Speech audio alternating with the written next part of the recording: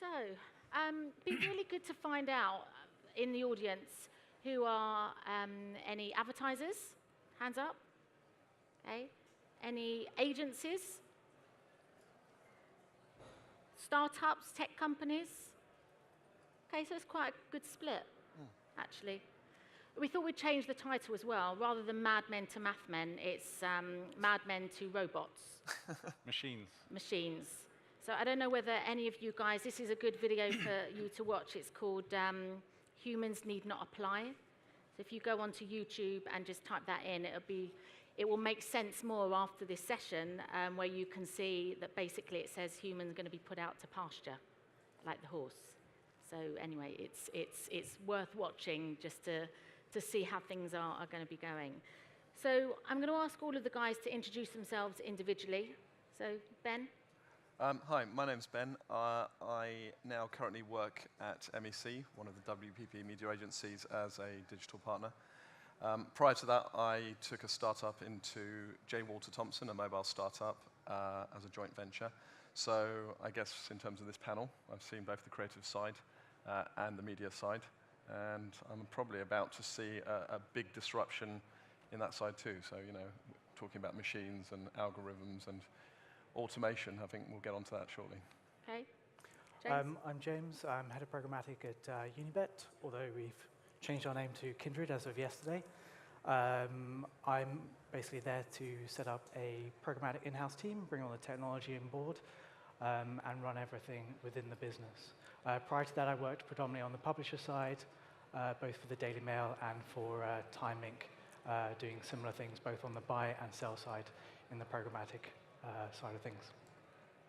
Hi, everyone. Harry Harcus. Work also at WPP. We're a big company. We spread ourselves. I'm part of Group M. I run Xaxis. That's Xaxis in the UK. So Group M's programmatic arm.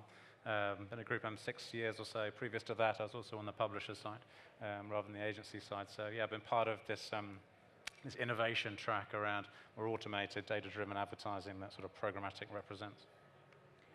So I think we'll kick off first question. Really, how has advertising changed in the last 5 years? And also a brief description of what is programmatic, as if you're speaking to your mother, because it gets so over convoluted. So who wants to take that? Harry, I think. Oh, you didn't say I was going to explain this to my mother. That'll be tricky. Let me start with a really boring definition, which is display advertising transacted via an API. So my mother's not going to care about that, really. Whether my mother will care about the next definition, which is one that we use more internally and with our clients that I think expands on that quite significantly, is we talk about the application of technology and data in making real-time, so millisecond decisions around media investment. So whether that's around context, whether it's around the end user, where they're located, the device they're using, the time, and also the creative message that they're going to receive to sort of maximize effectiveness. That's programmatic in my mind.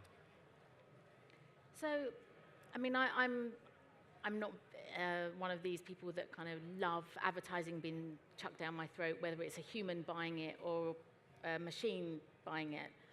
But how can you make it more creative, effective, with media and creative working more in sync, considering it's AI that is going to be doing this? James, do you want to? Sure. I think there's a lot more we can do. Certainly on the creative side, it's something that's been quite a weak point, certainly within programmatic. It's generally, we get the dregs of what's left over in a way when it comes to sort of creative assets. And certainly with dynamic creative optimization and the amount of data that we can sort of take from all the activity that we run, there's a huge amount of information we can use to understand what creative messages are working better, and also what environments to serve those in more appropriately, and just optimize it on the fly in real time, which I think is something that's fantastic, where previously creatives have been very sort of very, very weak, just sort of standard creative messages, just a minimal call to action and nothing much else. But it's certainly opens up a lot of doors to improve the creative side and how we can work more closely with creative agencies as well to sort of facilitate that and offer the ability to have genuine market insights to how those creators are working. Do you think the creative agencies are agile enough to change creative to suit the needs of programmatic? No. I think the majority of the creative agencies typically use sort of survey panels to assess the efficacy of creative messages and concepts, and it's a very outdated solution when we have a very modern solution to use, basically. And there's a huge disconnect with the media agency and the creative side, and to work on a more collaborative manner with them to offer that insight to enable them to optimize the creative message and actually provide insights on the concept, I think would be a hugely beneficial route to go down. So can you see more media agencies doing more creative in-house to cope with the needing to be more agile with what's being created? Certainly, a lot of platforms you can use for dynamic creative optimization. If you have the disconnect of having a media agency, then calling up a creative agency, you're going to be out of time by the time you need to implement those changes. So to be able to do them in-house as quickly as possible based on the data you're seeing and the performance and the metrics you're measuring, then yeah, definitely needs to be done sort of on the media side. And Ben, you come from creative agencies, then into media agencies. Can you see that it's more difficult now for creative agencies, to be so quick off the mark in adapting, ready for programmatic? Yeah, absolutely. I mean, I think if I look at the last 5 years when I sort of went into JWT, you know, there was still a feeling very much that creative was the absolute given for everything. And, you know, we still broadcast a lot of messages. And I think, you know, that model worked, and it's worked for a number of years, you know, through the television era. Where we are now is, there was a lot of promise of data 5 years ago and technology. And actually what we've now seen is those promises have started to come true. And I think now it's basically, we're at a real crossroads with marketing where it's about identity. And I think before we were just sort of still in digital looking at demographics and wide audience groups.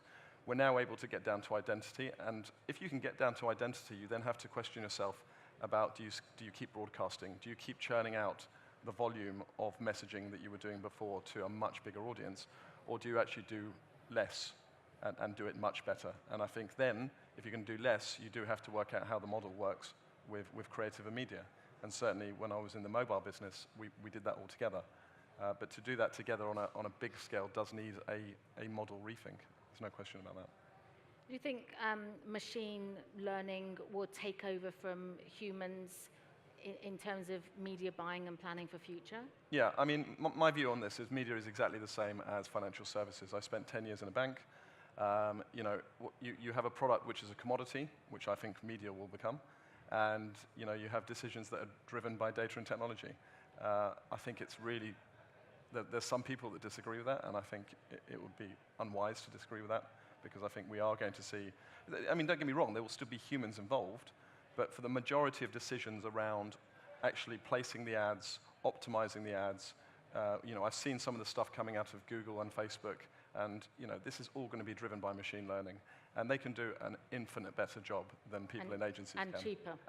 And at fractions of cost. So then what value does a human bring, Harry? Someone has to build the machines, write the algorithms, program them, decide the rules, sell the solutions, work with clients, what are their goals. A machine at this point can't do that kind of hyper-intelligent side of it. So the machines have all been about automation and efficiencies so far. James mentioned that kind of programmatic started with the kind of very much the kind of the low level, you know, direct response advertising, very simple banner ads that these days kind of wind people up a lot. But you know, they're kind of effective on an ROI basis, that they do work because. But are they effective with human beings? I mean, do we want to be?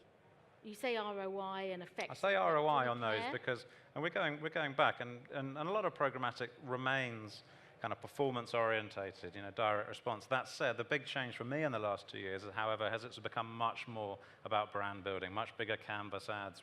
The scope of programmatic has grown beyond, you know, kind of what what some people refer to as sort of dirty DR, which is this cheap advertising. And you will generate great leads and conversions and stuff very cost effectively out of this. But that is a very narrow segment of advertising and digital. And what we've seen over the last few years is actually how programmatic has become a much wider mechanism for advertisers and agencies, supporting them to help them achieve their marketing goals. So I think the scope of programmatic has changed.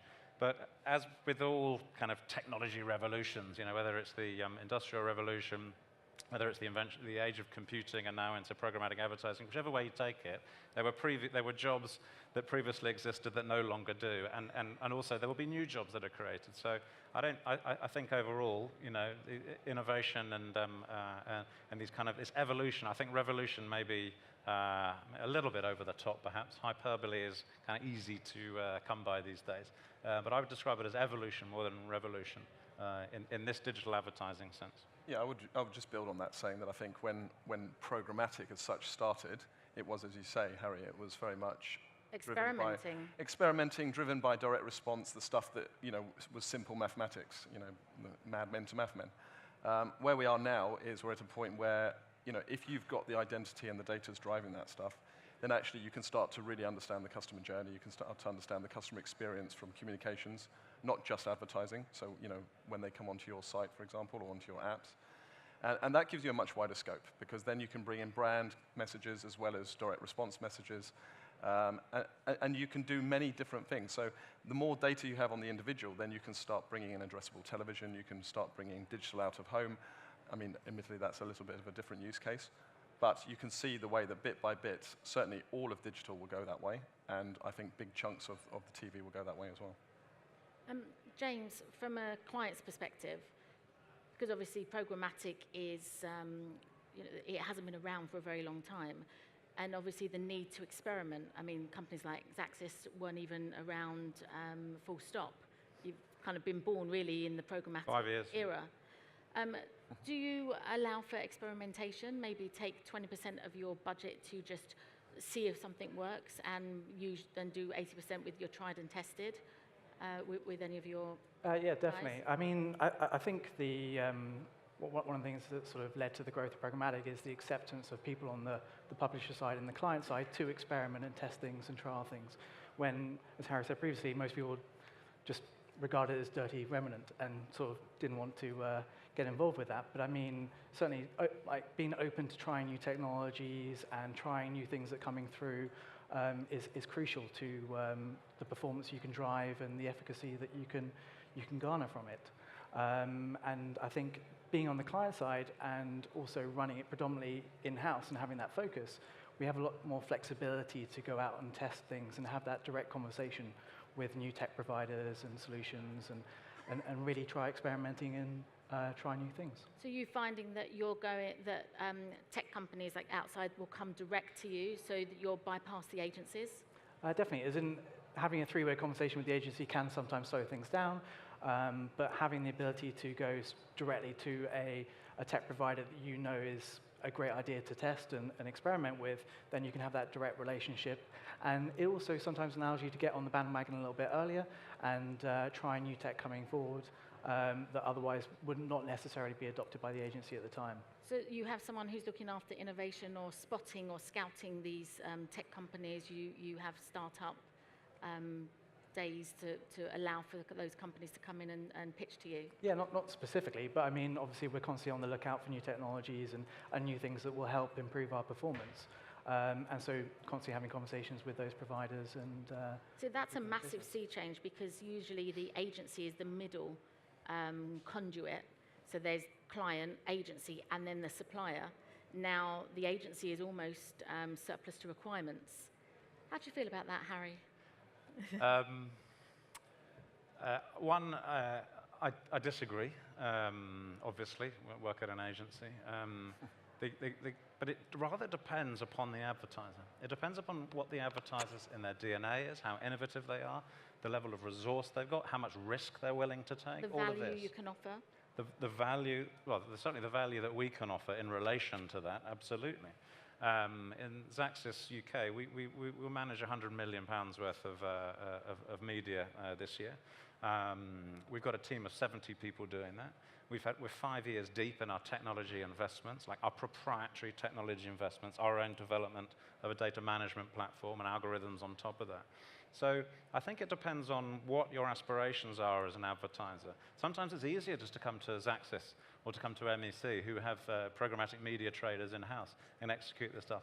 So it rather depends on your point of view on this. How much control do you feel you want? And what are you going to lose as a result of taking control in-house? Yeah. For instance, take the media side of this. We talk about automated trading and what's called real-time bidding, where you basically bid on an impression by an impression basis, and you value it based on, you know, how the value of that impression. Basically, you know, that'll be whether the audience, the time of day, the weather, and so on. Lots of different considerations would go into that. Now, we would look at media as well. So we Group M buy a lot of media. We're about 35% of all advertising traded in the UK. So we have some very strong relationships with media owners that any advertiser on their own is very unlikely to be able to equal in terms of the deal that they get. So you would be, an advertiser taking it in-house would be sacrificing some of that advantage. They'll be sacrificing, at this point in time, if you're a big advertiser and you can invest £20 million in a proprietary data management platform and execution engine, that's fine. Not many can. Yeah. Not many have that scale and the relationships to create anything quite as strong and as effective as something like Xaxis.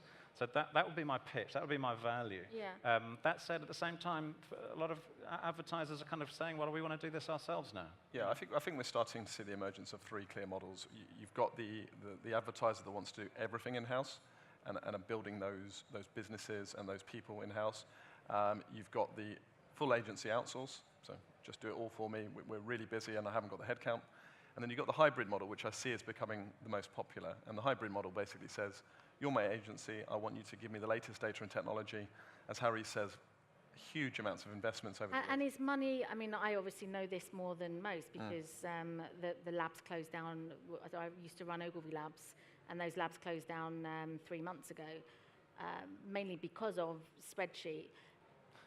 Is there an appetite when we start talking about labs and being able to experiment and being able to work with partners, and yet your day job kind of gets in the way of seeing what is outside and bringing in? Yeah, absolutely. I mean, I would like to get to a point, certainly with our clients, where we're doing a lot of the onerous stuff through automation, and we're looking at really good, you know, we often forget about what an agency should do, and an agency, in my mind, brings together buyers and sellers. Yeah, and advertising. You're an agent. Right, you're an agent, and we often forget that word, particularly in advertising. And I think, you know, we should be bringing the best of technology to people, the best of new things to try, new startups. That's exactly why we're here today, and to understand what can work with our clients' business. We shouldn't be afraid of disintermediation. You know, I firmly believe that if we do the best things for our client and introduce them to the best people, they will retain us as business. I think that's right. And to one client taking stuff in-house, we get a client that's taken it in-house already and passing some of it back to us, sometimes all of it back to us. Yeah. Maybe they haven't been able to retain the talent in order to maintain that team and so on, or that they've seen some other value advantage doesn't work in the agency. So I completely agree. I think the hybrid model is the kind of the future here, playing to everyone's strengths within that sort of three-party relationship. And from a partnerships point of view, absolutely. I mean, coming to Group M, I was a little bit nervous that I was moving into this kind of this corporate beast and there wouldn't be much room for innovation and so on. But, you know, we've got teams dedicated to going and scouring the landscape for the latest technology, the latest investments. Then we'll take them through a very rigorous process of evaluation and then do great deals with them. That's kind of, and that is just a constant process. Yeah. I mean, I found quite often that there was always an issue when you were working with a small startup or with procurement. So, and also paying those poor guys after 90 days, and then now the cash flow is seriously, you know, they're likely to go under. You think that needs to be looked at in, you know, within large organizations, or you have issues with that from a client side where you need to pay these small companies to survive, to work closely with you? To be fair, we generally work with quite large companies and large tech providers on that front. But I think coming back to your previous point, I mean, it's very much dependent on what kind of client you are. We're a gambling business. We're very performance focused.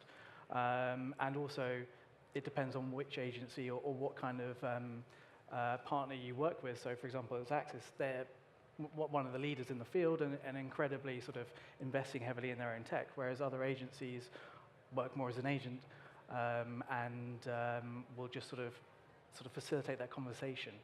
And so I think from a client perspective, it depends on what kind of relationship you want. But I mean, come back to what you said, I mean, there are so many pieces of technologies out there which facilitate so much. And there are some huge companies offering fantastic pieces of technology to enable you to do it internally as well as alongside an agency. So it's not always working with sort of quite so small companies. There's lots of risks working with startups, but it's generally worth it. I mean, we're working with a couple of startups now with certain clients, and yes, what we're conscious of is that we don't screw them on payment terms, and that everyone gets paid at the right time. So we're making sure that contractually, why don't they have the financial relationship directly with the advertiser? It makes no sense for us to be in there, trying to put some margin on what is effectively a product. But at the same time, we've got to have a contract with a startup in case they go bust, right? And and do the due diligence. Well, I think that's on where that. you experiment. You put a small amount of money into doing something with them, seeing, test and learn, and then if it works brilliantly, then you go bigger, better the following year. Yeah, absolutely. So small tests, bring them to the client, have a bigger relationship if it goes well. It's exactly the way to do it. I'd like to, any startups in the audience, if you want to be quite vocal and just say any issues you might have with trying to get your product into agencies to even do some trialing and experimentation. My name's Archie Wilkinson. I'm from PaveGen. Oh, hello. I work for a company called PaveGen. Love PaveGen, amazing company. Okay. So we make tiles that generate energy when you walk on them and also data, and there's some just out here when you can walk out. So I guess for yourselves and these innovation hubs that these agencies have, and Ogilvy did, we sort of exhibit our tech in there. Often, I guess what... You need to take it out now. We have. We Oh, we had to. It was, yeah. So I guess the problem that we face is you go into these agencies and they get all this stuff, they like it and it's great, but then they don't really know sort of what to do with it or sort of where to go. So I guess if they could be more open or bring us more on in the process in terms of what are the problems, what are the objectives. Usually we have a very sort of simple sort of criteria when an agency calls us up, to say what is it, and it's a banter model, so we're like budget, authority, who are you talking to, how far through is this process, then what the need is, like what does the client actually want to do, when is it for, then the environment, where are they wanting to do it, and then is this realistic? And often the agency people were like, oh, I don't know, I got a phone call yesterday for a big company, big pitch, and they're like, yeah, we need you in yesterday, kind of thing. And you sort of, often you'll put a lot of work into these pitches, and then the agency will have one line in a 2-hour pitch in their inter-agencies meetings, and then you won't hear from them. You think that's where it's changing from Mad Men days and how advertising was to it now being more direct from startups to clients? Yeah, and I think we work directly with some brands and they get it. Like the Nissans, Adidas, Unilever, which were part of the Foundry 50, and they're sort of trying to embed it into their operation and much more. So I guess there is a sort of, some brands understand it, and they'll be the ones that survive because they'll be proactive and will move with the times. Yeah. And some agencies are doing that. Look at Accenture and Camarama sort of shifting their business model drastically, which is probably going to see a lot more of that. Yeah. I mean, I think that, I recognise everything you've said. I think, without question, agencies, both creative, any big agency has to rethink the way it deals with small companies and startups, because, the agency gatekeeper doesn't do anyone any favours. And I think the big problem is also, we have so many businesses going into so many parts of the agency that it does just get lost.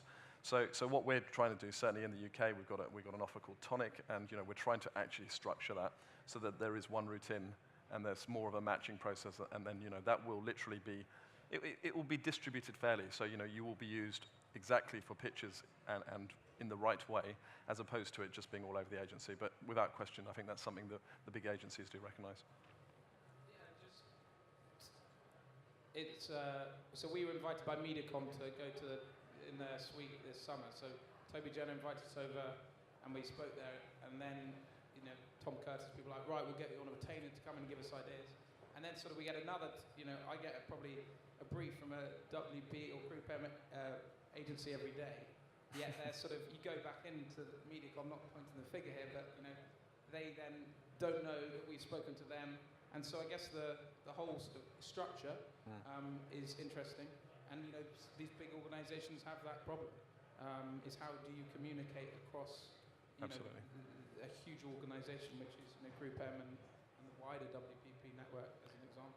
Yeah, no, absolutely. And the amount of people that we see that will, particularly, I think Harry will recognize this, particularly in Group M, will tell you that they've seen all these other parts of Group M, but you're the only ones that we haven't seen and doing stuff with. You're like, oh, right, okay. So, there's lots of game playing going on, but at the same time, I think we totally recognize there needs to be a better structure.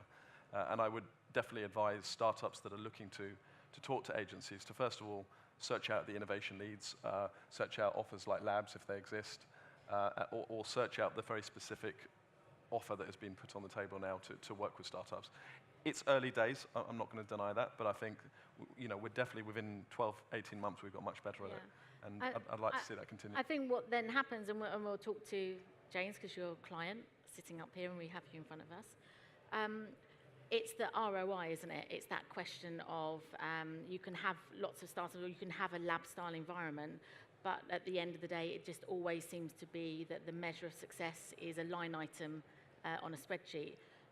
Would you say that you, within your organization, you operate on a similar vein, or you have other measures of success to innovate? No, it's definitely the case. We work predominantly to a last-click attribution model, which we then back out to an ROI, which is, for us, certainly on the programmatic side, quite problematic, because within the digital channels, basically, not all the digital channels are equal when it comes to a last-click attribution model. So it is quite difficult. But yeah, we're very, very performance-driven, and ROI is such a big sort of factor for us that what about doing something useful for people? What do you mean by that exactly? What's useful? Yeah. Well, just different measures for success. That's not necessarily just about someone clicking or... I think there's, you can have lots of different ones, especially if you're looking at different aspects of the advertising that you're delivering. So if you're focusing on viewability, which a lot of clients are getting quite sort of concerned with when they look at the figures on the open exchange as being around about sort of 30% in view when it comes to their ads. But by going to a publisher or agencies when they're sort of going down a route of having a specific buy for 100% in-view inventory, and you're paying a premium of 5 times that amount, it doesn't back out to an effective sort of cost per in-viewable impression. So I think it's important to factor in the way in which you're buying the inventory and the way in which you're buying the advertising, as well as the end ROI. So I think it can be, there's a lot of things to think about. Would you say, Xaxis, that it's always that you're measured on purely financials? We work for WPP, so we've got shareholders and pressure. So that's definitely a part of it. I mean, that's the reality of business and our lives. That said, Xaxis operates a slightly different business model. So there's no FTE. There isn't a service fee that's applied and charged to clients. We build proprietary media products, and we do some R&D on that and provide other services kind of wrapped up and bundled and packaged for clients at a price. So as part of that, we have to do quite a lot of extra work in order to add that value, whether it's insights and analytics, whether it's data science, whether it's product management, and so on. So there's quite a lot that goes into Xaxis. So when we have quarterly performance plans, so this is what we give to our staff on a quarterly basis, and there will be a percentage of this will be given over to financial targets for sure. Then there will be a not quite as large percentage, but still a significant percentage given over to projects. So these will be individual personal goals that are set, and they won't be linked to anything financial. They'll be linked to the delivery of a particular piece of work or a particular piece of research that they might do. So that does give us the flexibility to build in maybe more useful or Yeah. other useful tasks into their daily lives, because actually that is what will drive the business forward in the long term, not just chasing, getting the next booking in. I think certainly coming from a publisher background as well, working to improve the revenue coming in, not necessarily an ROI, is also a great factor for sort of having that flexibility, as Harry said, to sort of go out there, try different things, and provide new products to the agency or to the client. But if you're just purely focused on the ROI, which often you are on the client side, it is quite a lot more difficult. Yeah, I think if we're talking about doing more useful things, the model that we're now seeing with a number of advertisers, because of the identity, because we understand these people better through data and technology, it used to be the funnel where the awareness would drive you down through consideration to purchase. We're now looking at reversing that in many instances. So where you have data that on audiences and individuals you definitely know you want to target, which will be a much smaller group than just blasting out awareness, you start there, you fill budgets from the bottom. We're seeing this in a number of our clients now. And then, of course, what you then do after that is you do the more useful stuff, the more interesting brand partnerships, the experiments, Feed the funnel. Yeah, exactly. The stuff that is a bit more different, the stuff that's more content-driven, things that you can then, see what happens, see where the measurement goes from that. And I can see that model becoming much more popular as we really focus down on identity. There will still be advertisers that don't have identities, that struggle with identities. I mean, FMCG notoriously struggle with that because they don't know who their end buyers are. And some brands will, and some categories will have to still do big awareness numbers just to keep those numbers ticking. Do you think it's changing from the Mad Men days where they had the relationships with the chairmans of FMCG companies, etc., or played golf with them, or to now the kind of the David and Goliath? So you've got the small brand agencies who are able to put their hand to many different things, and not PowerPoint. There's no PowerPoint and they're small and agile. Yeah, I mean, absolutely. The feedback we get on our side of the fence all the time is that particularly the big creative agencies are too expensive for what they get. I think that if the big agencies, and this is where the business model's broken, if the big agencies were able to focus Hear that, on... everyone? The business model is broken. That's what Ben just said. But if they were able to just focus on ideas, which they do incredibly well, that would be fabulous. But the way that the business model's structured means that they By the hour. can't just do ideas. Ideas are never free. So you have to then do the other stuff with it. You have to do the production. You have to, get the things made. And production, obviously, because technology has totally disrupted that, because you can get a guy from Ravensbourne, George, sitting there, who can do something for 50 quid as opposed to 500 quid. I mean, a great example of that, this summer we ran the Visa Olympic activity.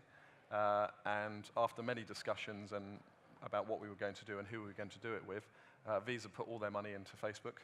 And they had Facebook Creative Shop doing, we were very lucky to be involved with this, doing live comedy sort of improvisation every single night. I don't know if some of you guys saw that.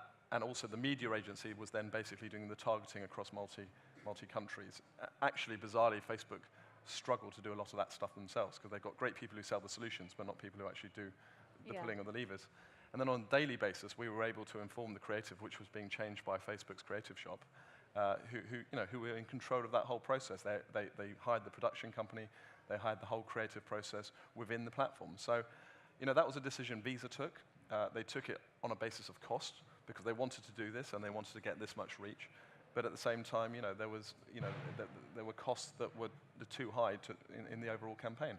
And I think that's a good example of what we're starting to see, where a model is starting to shift. There are other people who can do a good job of the creative product at fractions of the costs. And that is a real challenge for the creative industries. I'd like to ask if there's any advertisers in here, do they feel they get value from their agencies?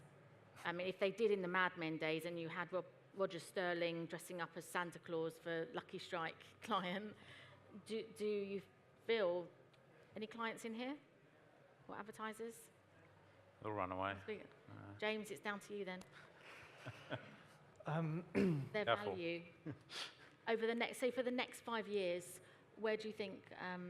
I don't know. I think certainly within the programmatic side, if you're not a Xaxis or that kind of offering, then you will struggle. because you're just sort of relaying from the client to another tech provider. But if you can add the value that Xaxis can, and with the sort of backing of Group M, the power to buy inventory at scale and offer those efficiencies, then yeah, I think that's I mean, there might be definitely value in offering terms value. of having offices globally and mirroring brands who have global offerings. I think when it comes down to the technology, as in we're seeing a lot because we're a very European-focused business. There isn't so much demand to have that localized presence in every individual market. Yeah. So you can back it, as we do, to a central hub in either London or our other office over in Stockholm, and then you can have that sort of dedicated team to managing it in that country. You don't have to have that sort of dispersed sort of setup across all the different markets, and then you can sort of really grow that expertise and insight in that one base. So I think it definitely depends on your business and sort of your setup, hugely. Okay. We're going to just finish with one kind of just a line as to where you think it's going to be in the next 5 years. So 5 years ago, we didn't even know about programmatic. There wasn't humans need not apply, and it probably the real geeks understood that the machines are going to inherit the earth. Where do you think for the next 5 years? Well, the official stats look like by 2018 it'll be 80%. So you could say on that kind of path it'll be 100% by 2020. But reality is it depends what we define as digital. Take the out-of-home space mentioned earlier. There's a lot that needs to happen from an infrastructure point of view, from a systems, from a connectivity. Sure. All of that still needs to be sorted out. Like there is a lot of programmatic digital out-of-home at the moment, but it's small percentages on that. So across all of digital, I think programmatic's still got a long way to go. But I think on display advertising, I think we'll be pretty close to 100% by 2020. Okay.